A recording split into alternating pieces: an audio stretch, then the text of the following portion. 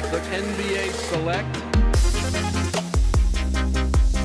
Decide not to use it. Curry, way downtown. Bang! Bang! Oh, what a box. Back out to Allen. His three-pointer. Bang! For 6. Jordan. Open. Chicago. Bonjour à tous et bienvenue dans ce nouvel épisode du récap de la semaine et on commence tout de suite avec une image complètement insolite. Luka Doncic pensait offrir aux Mavs un avantage de 7 points en inscrivant ce buzzer beater juste avant la mi-temps. Mais l'action a été revue pendant la pause et le shoot a été annulé car Luka avait le pied en touche. Donc le troisième quart-temps a repris au deuxième quart-temps avec 2 secondes sur l'horloge des 24.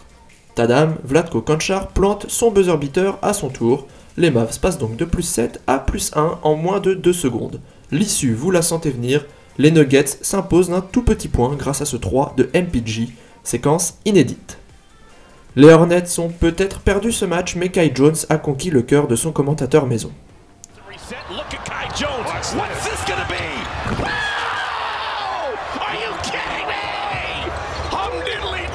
Malik Monk, quant à lui, s'est peut-être un peu emballé sur cette action et s'est fait expulser, mais ça valait le coup au fond, car les Kings remportent un 6e match consécutif, un événement qui n'était pas arrivé depuis 2005, une vraie perf de roi.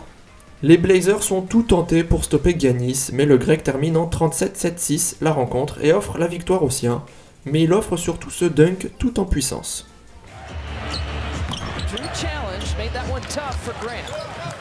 Here comes Giannis, picking up some speed. Les Clippers ont fait tomber le Jazz cette nuit-là, 57 points pour Norman Powell et Reggie Jackson. Et fait marquant, on a enfin revu un peu de Kawhi Leonard sur le parquet durant une vingtaine de minutes, mais l'action du match nous est servie par John Wall et ce magnifique shoot half-court à la mi-temps, et la célébration qui va avec.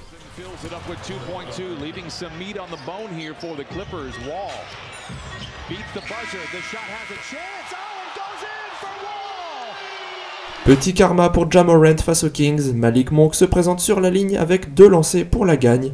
Morant et ses 34 points, 7 rebonds et 6 passes vient pour tenter de le décontenancer en lui disant de ne pas rater ses lancers.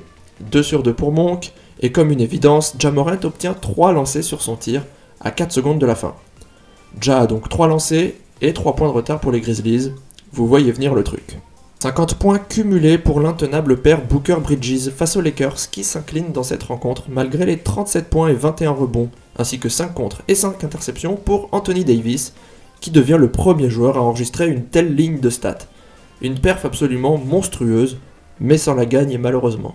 L'autre fait marquant de cette rencontre, c'est l'expulsion du très calme habituellement Pat Beverley qui n'a pas apprécié que DeAndre Ayton vienne taunt Reeves au sol. Belle victoire des Wolves face aux Pacers avec Karl Anthony Towns et Rudy Gobert qui finissent tous deux en double-double cette rencontre.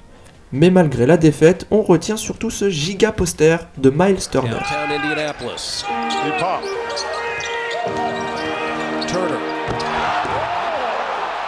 Vous voulez du smooth? En voilà.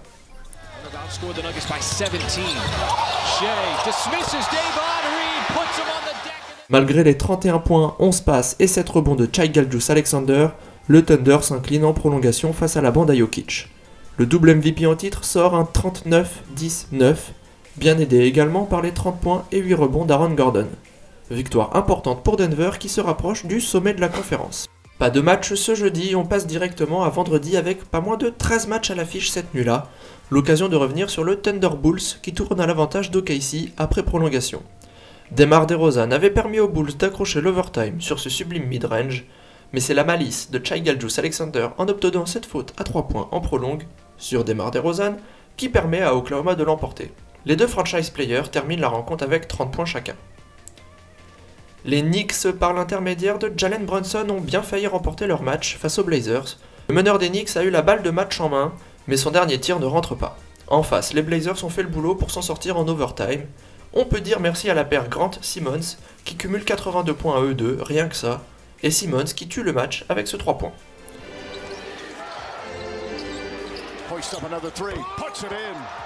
Simons from downtown, it's an 8-point game.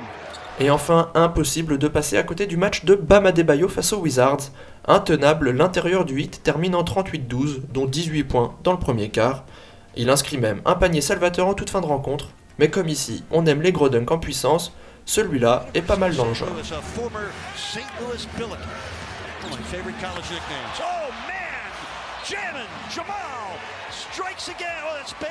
Et enfin, on termine avec les affiches de ce samedi, avec pour commencer une victoire solide des Suns face au Jazz.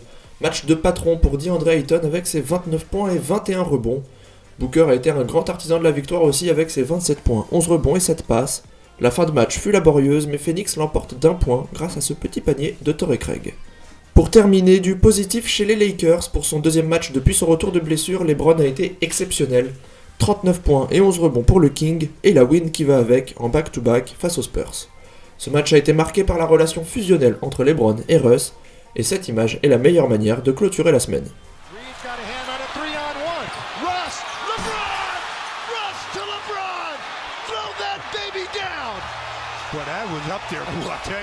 Du côté du classement à l'Est, Boston domine toujours son sujet avec une légère avance sur un groupe très homogène derrière.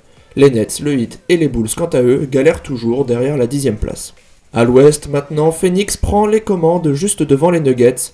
Les moins bons résultats de Portland dernièrement et du Jazz leur ont profité. Les Kings, avec leur série de victoires incroyables, sont au 6e rang, mais cette conférence est toujours ultra serrée, à part pour les Spurs et les Rockets. La réponse au quiz de la semaine dernière était Lauri Markkanen avec des chiffres de progression excellents. Aujourd'hui, on s'intéresse aux Kings avec cette question sur leur équipe version 2004-2005. Voilà, c'est la fin de ce récap. Si l'épisode vous a plu, n'hésitez pas à vous abonner, à lâcher un like et à commenter cette vidéo pour répondre au quiz bien sûr. En attendant, je vous dis, portez-vous bien et rendez-vous la semaine prochaine.